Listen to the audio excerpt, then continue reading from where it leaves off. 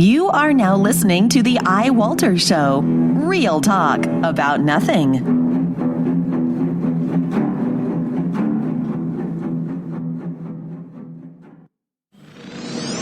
Faster than a speeding bullet, more powerful than a locomotive, able to leap tall buildings in a single bound. Look, up in the sky. It's a bird brain. It's a plane. It's iWalter. Yes, it's iWalter, a strange visitor from another planet who came to Earth with powers and abilities far beyond those of mortal men. iWalter, who can change the course of mighty rivers, bend ears with his annoying voice, and who, disguised as Walter Interrunti, mild-mannered janitor for a great metropolitan newspaper, fights a never-ending battle for truth, nonsense, and the American way. And now, another exciting episode in the adventures of iWalter. Alrighty then. Hey, this is Walter on iWalter on this Sunday evening, August 9th, 2015.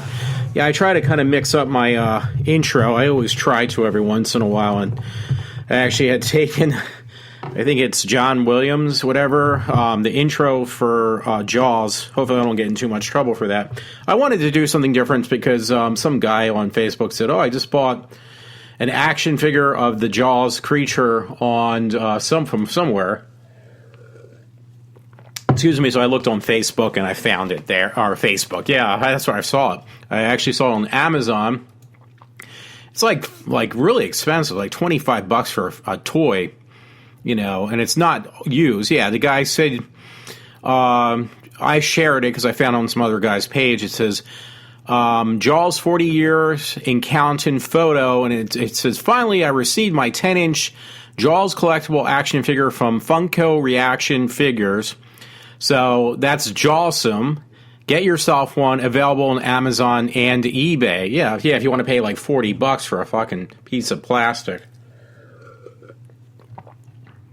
So I'm drinking. It's just ridiculous. I think it's like $25, but still, that's just some of the stuff is like $200-300 for some of the action figures from that movie. These toys that they're replicas. They're not even the real thing. I mean, I can understand paying that much for the real deal, but you're talking about like remade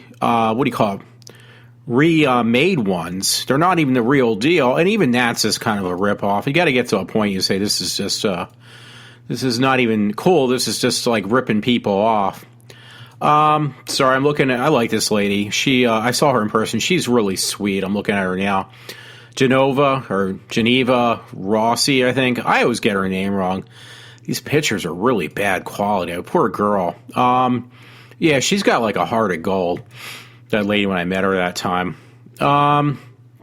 She even has advertised on her webpage about that movie Bite, the official Bite barf bag. Yeah, she probably was at that thing.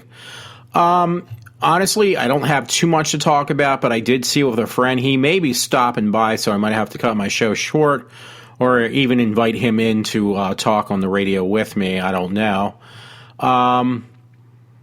But we went and seen, and I was really surprised, but it was really informative, to say the least, was that movie about Amy Winehouse. There was so much I did not know about her that this movie actually brought out. I mean, some of the stuff may not be that important to most people. To me, I really found it fascinating. I didn't know, for one thing, that she was Jewish. I can see that a lot of people, all I ever heard about Amy Winehouse was all the mockeries made about her. So I really didn't know anything about the real woman. I just knew about these mock-up things. I wasn't going to go into a lot of detail at this point. But, Catherine Tate actually did the same thing. She made a mock-up, too, for one of her characters on her skits that Catherine Tate did. And I didn't realize she was actually making a mockery, almost, not in a bad way. I don't think that would be in her nature, but she did make a mockery of one of her characters, literally, she didn't say that, but you could tell, of, who I just mentioned, and I drew a blank. Can you believe that? No, actually, you can believe that with me. I told you I get easily distracted. Of Amy Winehouse. I'm sorry about that. But yeah, she made a bit of a, and it's a really funny character Kate does of this young girl, and the way she talks, the way she acts is exactly the way Amy Winehouse was in real life. I'm making sure I'm recording the show. Yes, I am. So, I guess, if they don't make fun, I guess I heard that one time, they don't make fun of you, then that means that you're not that good. If they make fun of you for any reason, that's actually a compliment, if you're a celebrity. So, the other thing is I didn't realize about Amy Winehouse watching this movie, she was more of a jazz/blues, I guess, singer, even as a little young girl. She actually sung, jazz pretty much. All her music, I mean, the songs that she was real well known for were a little bit more, that's even pushing it, a bit more poppy, but technically it was really actually jazz. And there was a couple of people in this documentary, these were all like real footage of her growing up, from her, from being really young to all the way up until she was taken out of the house in a body bag and her death, her funeral, which was really depressing. And a friend actually said, you know what, he thought, like what he gathered, and I think he's absolutely right, the ones you can blame was this guy who was her boyfriend and then her husband. They basically, him and her father just used Amy Winehouse to, to the full extent of the word. The husband, boyfriend actually was the one who got her into the heavier drugs. The father wasn't really never around when she first started out in the music, and he was always too busy to spend time with her. And as she became popular, he had more than enough time to go on these tours and actually, like, basically be a media whore. And for her, it just drove her crazy. She actually suffered from anorexia nervosa, too. You know what, I went further with this, and I actually only have really one story that I can cover. Actually, two stories. Not stories, but things I found.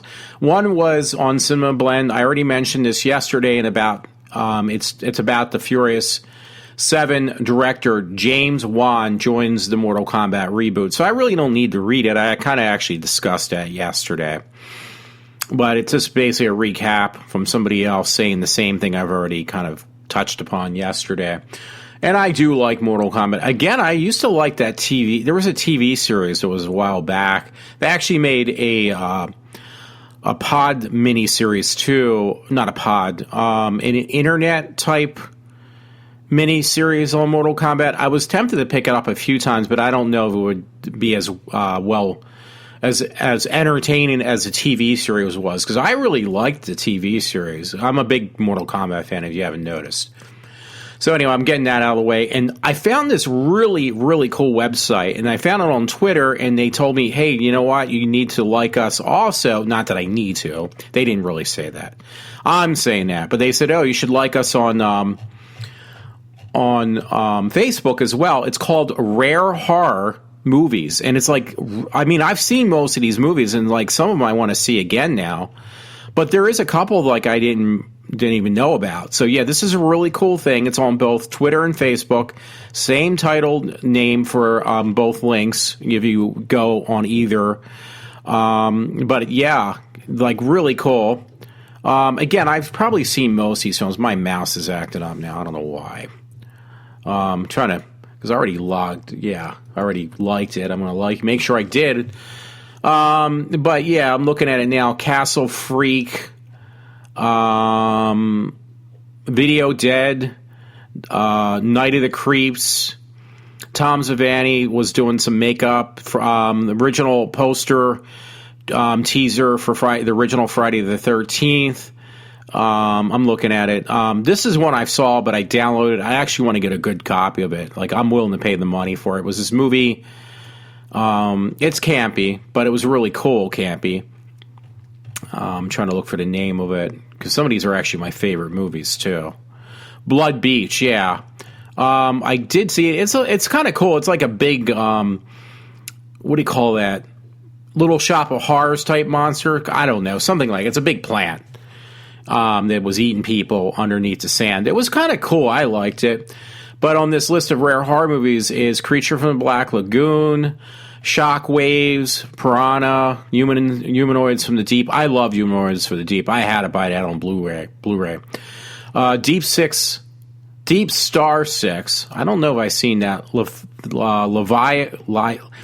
I can't get that fucking word out. Leviathan, 1989. Deep Rising, Dragon, Blood Beach, again, I already mentioned that. Below, it's a movie called Below. These are all like really freaking cool. These are all like rare horror movies people just seem to forget about, or maybe just never even heard of. There's other ones on their Twitter / Facebook page. There's a picture of playing Freddy Krueger, the real guy, and that chick from the original movie. I'm not good with names. You know that by now. But they show a picture of her kissing, in his makeup as Freddy Krueger, and he's got a big smile on his face. It says, Freddy receiving some love from Elm Street woman on the set of Nightmare on Elm Street. It's got really cool stuff. And these people are just being goofy. These are really scary characters in movies, but these are like behind-the-scenes shots, so it's really cool. Behind-the-scene picture of Grace Kirby and Doug Bradley on the set of Hellraisers. These were two of the characters that actually played Hellraisers. Pinhead and this other one. But these people are just being goofy behind the scenes. It's really cool. Now I'm going off on another direction again. It says, cool ad, he knows you're alone. I mean, these are all publicity shots, so these are really cool. This one just gets me. Laura Strode and Michael share a tender moment on Halloween night, and it's, why can't I remember her name? She's like actually kind of looks like she's making out with Michael Myers in The Mask. So it's trying to be tongue-in-cheek humor, but it's on rare horror. I mean, these pictures are great. They got some stuff about Elvira on there. They had, I didn't know this. There was a PC game made for Amiga. It was like an old computer console system. Not a console. It was an actual computer back in the day. Other, little toys you can buy that were out back years ago. A movie called Mansion of the Doomed. I mean, some of these stuff I don't even remember seeing. It says awesome print ad for VHS release of Demons. Demons 1 and 2 were really good movies. They're bad, but they're good bad, if that makes any sense. I can just go on forever on this page, though. There's so much cool stuff on here, folks. Black Christmas, or something about that on there. Miniature Pinheads. It's basically a matchbook with Pinhead. It's for Die Hard, for these B horror movies and everything. There's even a thing on Vincent Price on here. This one actually looks really good, but it's like one of these Japanese movies written in Japanese. It's called Woe 1983. No, it's not Woe, but it's WOH 1993. I'm sorry, I got that wrong. Japanese VHS release of Peter Jackson's Brain Dead Alive. And it's really cool look in the box. I mean, you can find things you will not really see probably anywhere else. And I have a couple of horror links. This was awesome. There was a picture. It says, watch the Spielberg classic Jaws while floating in an inner tube on a lake. And this was a link where they actually did that. They played Jaws on a lake, and they got people in these inner tubes. There's a picture of this. So there's an article on that. I mean, how awesome is some of these articles? Really cool pictures. I can't. I'll just be going off on this for for my friend Matt, when if you listen to this, you're like this. Very cool behind the scenes pictures from the Howlin' 1981. These are the puppeteers putting the puppets together, the werewolves, the lichens, whatever. So you're like that. Ad before the 70s board game, the game of Jaws. They have an ad on that. Rec 4. John Carpenter's thing, but these are posters I've never freaking seen. So, God, I told you, this can go on forever. Dr. Bloodbath poster for that movie. Never heard of it, though. Spring. Love is a Monster. Never seen that poster. Japanese Laserdisc cover from Beyond. I mean, oh my God, there's so many great things on here, folks. Yeah, I'm telling you, I just literally I can't stop this page. I gotta take it away because it's just like it's getting me excited in many different ways. I'm kind of kidding, I guess. Yeah. Oh my God, there's some cool stuff on here. Okay, that's enough. I was gonna make this show short. I thought 15, 20-minute show. But going back to the Amy Winehouse thing, I'm going to try to because I'm just getting too overboard with the other thing. It was a really good documentary. I'm not a documentary man, but that movie was like really cool. Oh, wow. I always find things I should have pulled up Facebook because now I'm going to go off on a stray. Again, 13 horror cliches we love to hate. And that just came up on Chiller just now. No, see, I'm going to go off another tangent. I mean, another sidetrack thing. 13 horror cliches we love to hate. Authority figures in horror films are always inept and will not listen to you. Killers in horror films will not die. The virgin always lives. Watch out for the local that can't wait to tell you the story of the killer. You smoke drugs, you die. Do not spit up. Horror killers have mommy issues. It shows the Psycho scene. Do not run up the stairs instead of out the door. Yeah, it does say that. Do not run up the stairs instead of out the door. Next one is your cell phone will not work when you need it. And the next one is if you're close to the fridge or a medicine cabinet, a harmless character will be standing behind it or not. Okay, I'm up to 11, and which is cars will not start in the presence of a killer. Number 12, continue to use a camera even though all the logic tells you to stop filming. And the very last one, number 13, never say I'll be right back. Okay, that is actually pretty good. I did like that. I can't say enough about that. So, anyway, yeah, the Amy Winehouse thing. Oh, God, this is really good. Somebody has a poster on Facebook. This is definitely going mine. And it says Hillary for Prison 2016.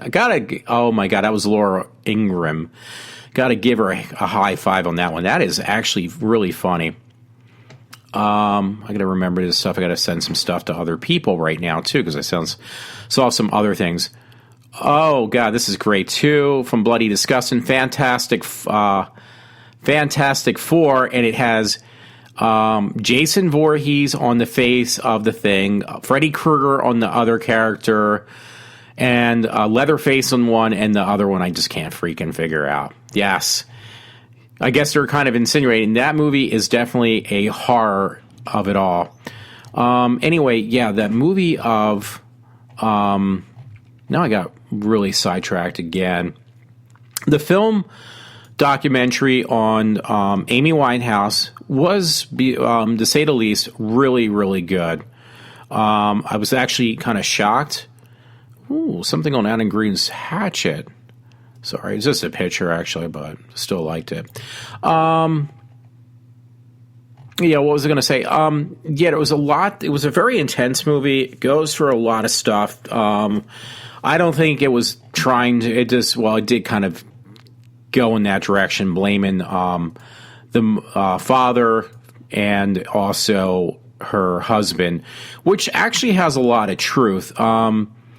But, the bottom line is she did most of her music basically was, again, it was considered real jazz. I mean, I don't know how else to put it. It was definitely real jazz music, her style. And a lot of people, two people, one I can't remember who it was, the other guy who said that she was just, she was ahead, not even ahead of her time. She was like too late to put out music that she made, I guess, would be almost a way to put it, was Tony Bennett, which I know I just saw Tony Bennett with Lady Gaga, and I think he sees a lot of Lady Gaga when she sang jazz. Maybe she got influenced by also Amy Winehouse, but Tony Bennett did do an album with. Now I'm kind of curious about that now with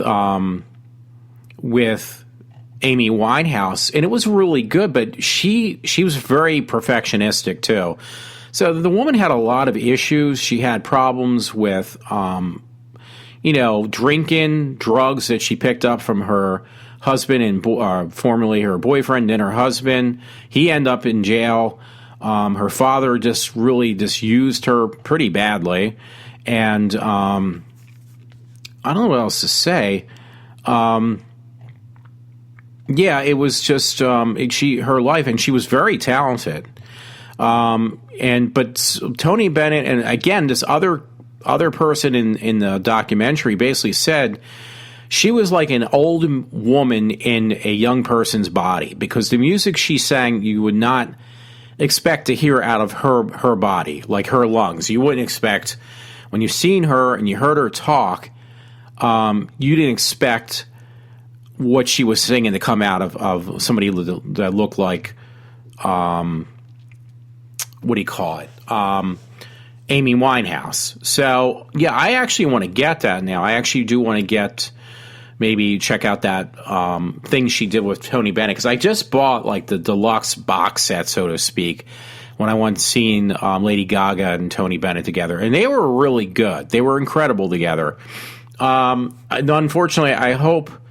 Well, actually, yeah, I really hope that Lady Gaga does not go down the same path that Amy Winehouse has gone, because she is almost, she met up with some guy. Well, this guy's like straight, though, the one that Lady Gaga met. But it seems like they're going in the same direction. The difference is, though, Lady Gaga sings more pop music, and she did do a really good job on jazz. But Amy Winehouse was just purely and only jazz music. So, yeah, if you get the chance, it was playing in most of the theaters. I actually went and seen it over at Phoenixville, and it was really, really good. So I would definitely, that's something I would recommend to go, check out if you can. I mean, because you can watch it on the TV at home, but you're just really you're losing something on the small screen that you won't get. I don't care if you have a big TV set. It's still not the same. You really want to see this on the big set. Big set. What am I saying? The big screen, at a movie theater. And you won't have to worry, because I don't think it's going to be that crowded no matter when you see it. It's just be really cool. It's something you're going to miss out on if you don't. And I'm not much from documentaries. I will admit there was quite a few times I kind of dozed off because it was just way too much. It was an overload on information about her life, because I was like, I got a crash course on Amy Winehouse and how she grew up. And trust me, they did not leave. I don't think they left much out of this film. I'm probably going to even try to get a copy of it, not illegally. I wouldn't mind owning the copy, just so at my own convenience I can watch it again. Because probably what I pay for a rental, I could probably buy it for not much more, and probably can get on a good copy on Blu-ray. It was very impressive. It was very, very impressive. So, other than that, really not much more to say. I'm just kind of, at this point, repeating myself. I'm trying to think of the word repetitiously, repeating myself, which is true. And I think I might have done that pretty well, pretty successfully, saying that word. So everyone, have a good night. Because it is nighttime. It's Sunday night at 10. I want to actually kind of relax a little bit and pray for the best tomorrow at work, because I don't know what's going to happen when basically I felt like when I said what I did at my job, I mentioned this on another show, kind of reporting something that was really important to be addressed. I felt like a whistleblower, and I didn't do that deliberately. Not going to explain it again. If somebody had listened to my show from, I believe it was Friday, because I didn't do one yesterday, because I was hanging out with a friend and we didn't get back till late. And Amy Winehouse, we went there at 7, or before 7, like 6:30. It started at 7, wasn't over until like 9:15. So, and there was no like really previews for in front of that documentary. But yeah, definitely check it out, folks. And other than that, I'm going to sign off for now. Have a good night. Hope you enjoy my show.